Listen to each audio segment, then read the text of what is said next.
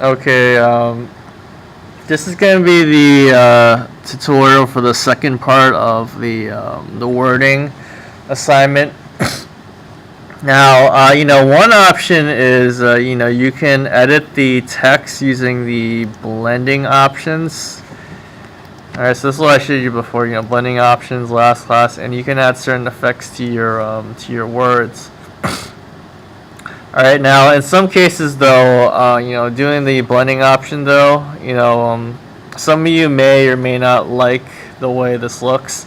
To be honest though, I think the word is a little too overpowering for this image. So I'm actually going to turn these effects off, but or I may use a little less effects on these words. But I just wanted to show you how to do the different effects for the words. But for your actual quote photo though, you don't want your wording to be so strong where it's overpowering your image. All right, but let me just show you a couple of things you can do with the image by itself. Alright, so one important guideline I explained with your the quote photos I want you to take is, I really want you to think carefully about simplicity in your photos, because you do need to have like an open space where you can put your text in. As you're looking at this picture though, this whole picture is in complete focus. Alright, so let's just say I didn't want to use like the let's just say I want to keep my words kind of like this, or maybe maybe I want to leave it like that.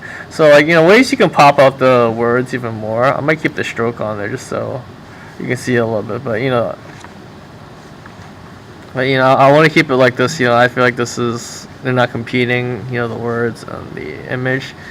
All right, so just remember there are options you can do to create the simplicity for your background. One option is if you go to your Windows, Adjustments, and you just change your brightness and contrast. So remember, you can make your image really dark.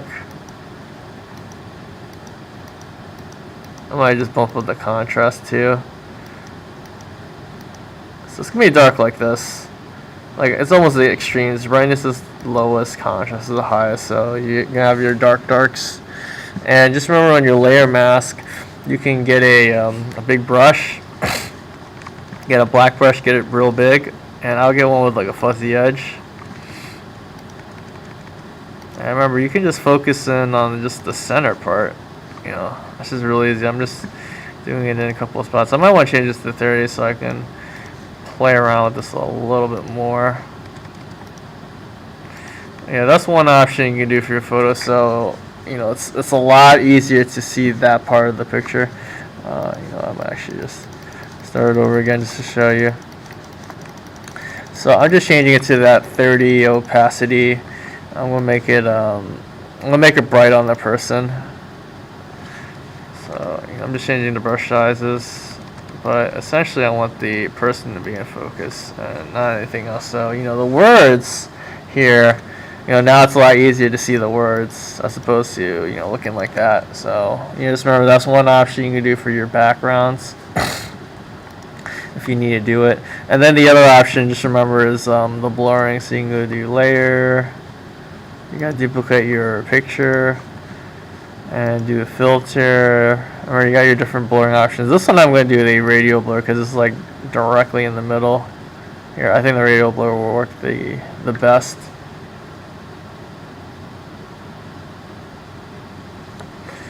Alright, but the main thing I'm looking for though is legibility with your project. I should be able to see the quote real easily.